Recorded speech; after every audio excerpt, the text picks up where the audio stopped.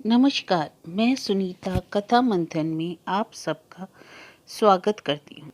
कथा मंथन में आज सुनिए प्रथम प्रतिश्रुति का 15वां अध्याय। प्रथम प्रतिश्रुति से संबंधित सारे अध्याय आपको हमारी प्लेलिस्ट से मिल जाएंगे, जिसका लिंक मैं आपको डिस्क्रिप्शन बॉक्स में दे दूंगी और एंड स्क्रीन पे भी इसका लिंक मिल जाएगा। तो चलिए शुरू करते हैं प्रथम प्रतिश्रुति का 15वां अध्याय। कागज। कागज का नाम सुनते ही निमाननी आसमान से गिर पड़ी। कैसा कागज? कोई दस्तावेज? नहीं नहीं, दस्तावेज नहीं है। वह सब कहाँ पाऊंगी मैं? यह एक चिट्ठी सा है। चिट्ठी सा? वह कौन सी चीज है? और उसे पढ़ाने के लिए घर भर में कोई मर्द सूरत नहीं मिली कि 7 टोला लांग कर एक औरत से पढ़ाने आई? कोई गुप्त बात है? क्यों? सुकुमारी डाब काटने गई थी। असहाय की तरह भुवनेश्वरी ने एक बार इधर उधर ताक लिया और एकाएक दुविधा को झाड़ फेंक कर बोली, तुम भी कैसी बातें करती हो? बड़ी गुप्त क्या बात होगी? सत्य का लिखा छोटा सा कागज। सोचा, आठों पहर बैठी क्या लिखती रहती है, जरा जान तो लूं। घर में किसी से कहो तो जहन्नुम में भेजेगा उसे। निमाननी को यह खबर लग चुकी थी कि सत्य लिख पढ़ रही है, और फिर भी अनजान का भान लिए बोली, कहती क्या हो ननद जी? सत्य भी क्या अपनी छोटी मामी जैसा लिख पढ़ रही है? होते होते क्या हो गया ये?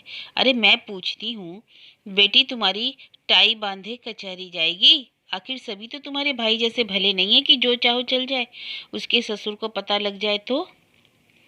करूँ भी तो क्या करूँ बड़ी? अपने नंदोई को तो जानती ही हो कि कैसे जिद्दी हैं। बेटी ने कहा पढ़ूंगी तो पढ़ो।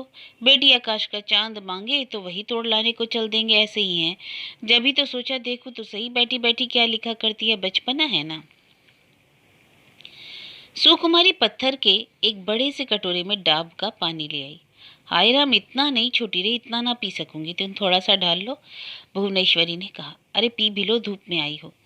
लाचारी सुकुमारी को थोड़ा सा ढाल लेना पड़ा। इसी बीच माजरे को मामूली बनाने की युक्ति सोच ली भुवनेश्वरी ने। डाब के पानी में चुटकी लगाते हुए उसने झट बाएं हाथ की मुट्ठी के से कागज के टुकड़े को बढ़ा दिया। विद्यावती बहू, लो तो जरा पढ़ो तो इसे, हम सब तो आंखें होते हुए भी अंधी हैं। जन्म जन्म हम अंधी ही रहे बाबा, निमाननी ने जहरीले स्वर से बोली। जिस जाति के 10 हाथ के कपड़े में भी पिछुआ नहीं है, उसे कान आँख फूटने की जरूरत है क्या? मुंह से जो चाहे कर कहे, लेकिन उसे लगा इस चीज में कहीं कोई रहस्य है। कागज को उलट पुलट कर सुकुमारी ने कहा, यह क्या है? क्या है सो मैं क्यों कहूँ, तुम बताओ। भुवनेश्वरी ने कौतुक की हंसी हंसी। त्रिपदी छंद से एक तो देवी की वंदना है। किसकी लिखी है? हाथ की लिखावट तो बड़ी अच्छी है। त्रिपदी छंद तो भुवनेश्वरी नहीं जानती है, देवी वंदना का मतलब समझती है। इसलिए भुवनेश्वरी के कलेजे पर से एक बोझ उतर गया, यानी चीज कोई अपराध की नहीं है। पढ़ो तो सुने। जरा शंकित नजर से सुकुमारी ने जिठानी की तरफ ताका। निमाननी के सामने पढ़े, जाने वह किस रोशनी में ले, लेकिन निमाननी ने ही अभय दिया। लो पढ़ो, बहरे काने अंधे को थोड़ा ज्ञान दो। सो खांस खूंखा कर थोड़ा आगा पीछा करके सुकुमारी पढ़ने लगी। आओ माँ जननी दुर्गे विनयनी, आओ आओ शिव जाया संतान के घर, आओ कृपा कर महेश्वरी महामाया, पूरा साल भर सूना पड़ा घर। दुख में डूबी पड़ी है, रात और दिन कटे घड़ी गिन देखती रहा। हाय राम, यह क्या अंत ही नहीं? सुकुमारी ने अवाक होकर कहा, यह स्रोत कहाँ मिला ननद जी? अरे पूछो मत। कुंडा दबाने के लिए पंखे को उठाकर जोर जोर से झलते हुए भुवनेश्वरी ने कहा, यह सत्य की करनी है। लिख रही थी, बैठी की सुना मूर्ति गढ़ने वाला आया, ढांचा बना रहा है, बस छोड़कर दौड़ी, मैंने उठा लिया। उसने इसे उतारा कहाँ से? सुकुमारी ने कौतुक से कहा। भुवनेश्वरी ने कहा, कहाँ से उतारा?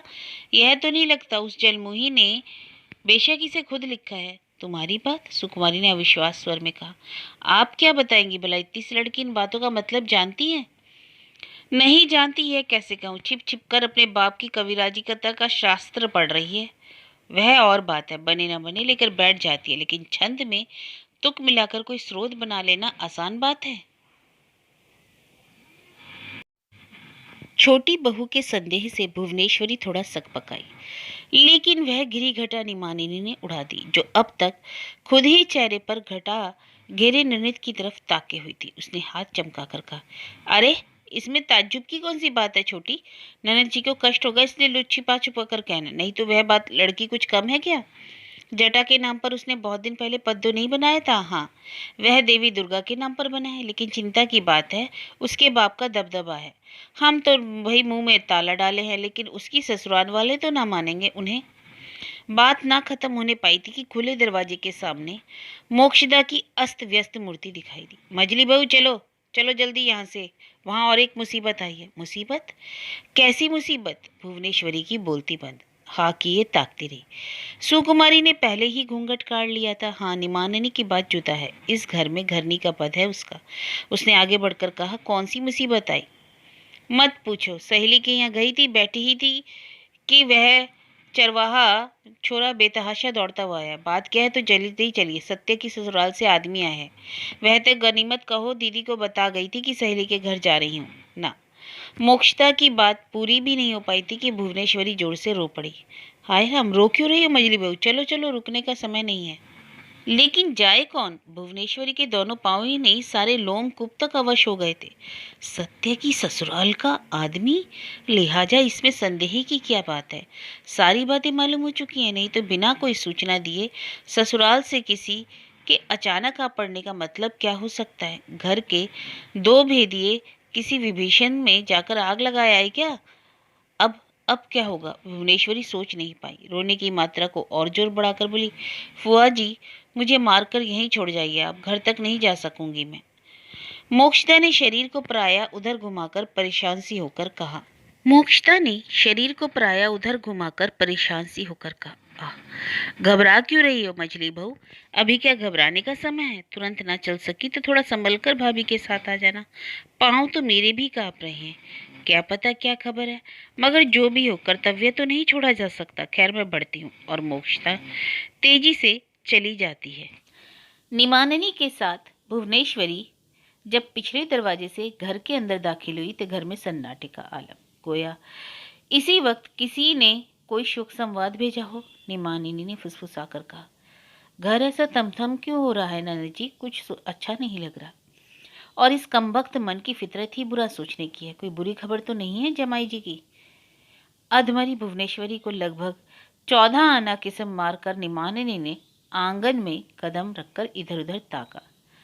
दालान में कौन सब जाने चुपचाप बैठी थी, घूंघट काढ़े। शायद शारदा घूम फिर रही थी, छोटे बच्चों का पता नहीं था। आओ ननद जी आओ, नियत क्या किया तो सहना ही पड़ेगा। चलो देखें कि किसे क्या हुआ है।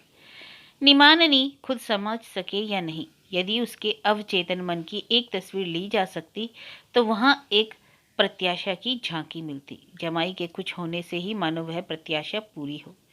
नंदोई के दबदबे में मन की उस गहराई के एक अनबुझ जलन जला रखी है, और वह जलन भी ऐसा कुछ होने से थोड़ी शीतल हो। भुवनेश्वरी को लेकिन चौखट पार होने की हिम्मत ही नहीं हो रही थी।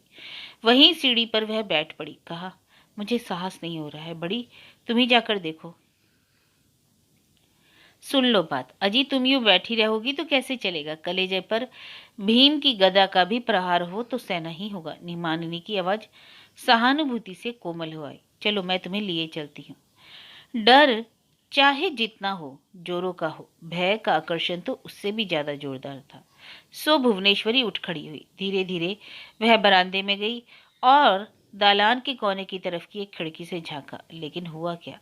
भला बुरा जैसा तो कुछ दिखाई नहीं देता। सत्य की ससुराल से जो औरत आई है वह मोटी ताजी और बिल्कुल ठीक ही दिखती है। कोई दाई होगी या नाई, इसके सिवा और कौन आएगी?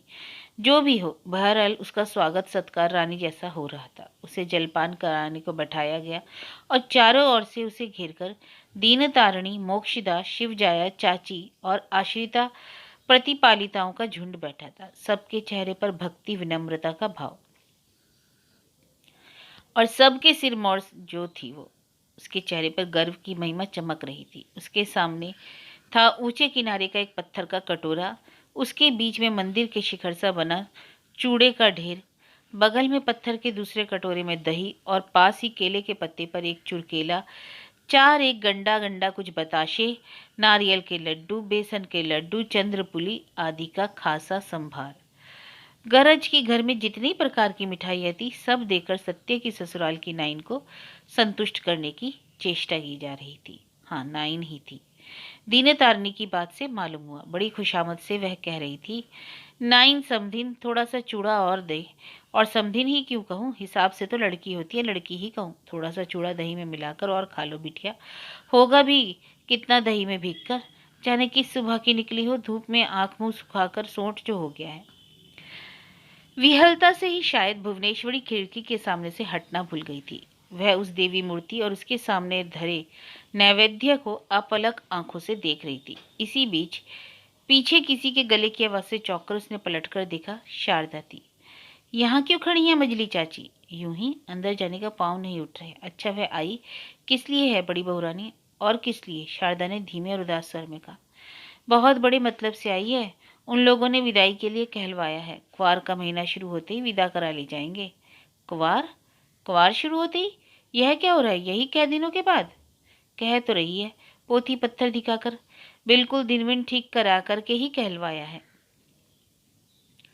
भुवनेश्वरी जरा देर चुप रही। उसके जी को चीरते हुए एक सवाल उठा। सत्य को पता चल गया? नहीं चला। क्या कर रही है वह? सो तो मालूम नहीं चाची जी। डर के मारे घर में जो घुसी है शायद। मैं यहाँ नहीं थी, यह बात किसी को मालूम तो नहीं हुई? अब की शारदा ने सच्चाई को छुपाया। कहा, पता नहीं चाची जी, शायद किसी को नहीं मालूम। इसी झमेले से सब परेशान है। सच्ची बात नहीं कही जा सकती, क्योंकि गैर हाजिर आदमी के बारे में जिस तरह की बातें होती हैं, उसे हूबहू वैसे ही कह देने में वह चुगली और फुट डालने जैसी होती है। परेशान रहे हो तभी छुटकारा, भुवनेश्वरी ने लंबी सांस के साथ कहा। लेकिन हठात यह कैसी आफत आई बहुरानी? बहुरानी कुछ कहे इसके पहले ही नाइन की तेज तर्रार आवाज गूंज उठी। लड़की के पिता घर पर नहीं है, इसी बहाने राय देने में आनाकानी क्यों कर रही है? मैं कुछ आज ही तो नहीं ले जा रही हूँ। इस महीने के कै दिन बाकी हैं। यहाँ रहकर मुझे ले जाने को कहा गया है। संसार के सारे विस्मय को क्या एक ही प्रश्न में जाहिर किया जा सकता है? उसी एक प्रश्न से संसार की सबसे अधिक असहनीय दृष्टता को धिक्कारा जा सकता है। और किसी के लिए संभव है या नहीं, नहीं जानती, लेकिन देखा गया कि कम से कम एक आदमी के लिए यह संभव हुआ है। बरुईपुर की बनर्जी गृहिणी की महज एक ही सवाल में संसार के सारे विस्मय और सारे धिक्कार ध्वनित उठे। नहीं भेजा? नहीं। थकी मांदी नाइन सिर्फ एक ही शब्द बोलकर फैलकर बैठ गई। पहली बड़ी लहर के साथ दूसरी छोटी लहर। तू हार कर लौट आई। अब की धिक्कार और अचरज की बारी नाइन की थी। सुनिए भला, उनकी लड़की, उन्होंने नहीं भेजा। मैं क्या घर से जबरदस्ती खींच कर ले आती? अब बनर्जी गृहिणी खुद ही पांव फैलाकर बैठी, दोनों भवों को एक जगह जोड़ने की कोशिश करती हुई बोली, और बहाना क्या बनाया? लो, बहाना क्या बनाते? साफ सुना दिया, अभी नहीं भेजेंगे। आंचल की कोर से नाइन ने पान की डिब्बियां निकाली। अभी? अभी मुंह में पान मत डाल, 20 बार थूकने को उठेगी। पहले मेरी बातों का जवाब दे ले। मैं पूछती हूँ, बहाना वजह कुछ नहीं, सीधे कहा नहीं भेजेंगे। अभी नहीं भेजेंगे। तो फिर कब भेजेंगे? मेरे श्राद्ध के समय? मैं तो सोच ही नहीं पा रही हूँ कि इतना बड़ा कलेजा माँ बाप का। चांद सूरज अभी भी उग रहे हैं या वह क्रम टूट गया है? यह सोचकर उन्हें खौफ नहीं हुआ कि हम अगर उनकी बेटी को छोड़ दें? मना ना मानकर नाइन ने पान तंबाकू मुंह में डाल लिया। बोली, खौफ?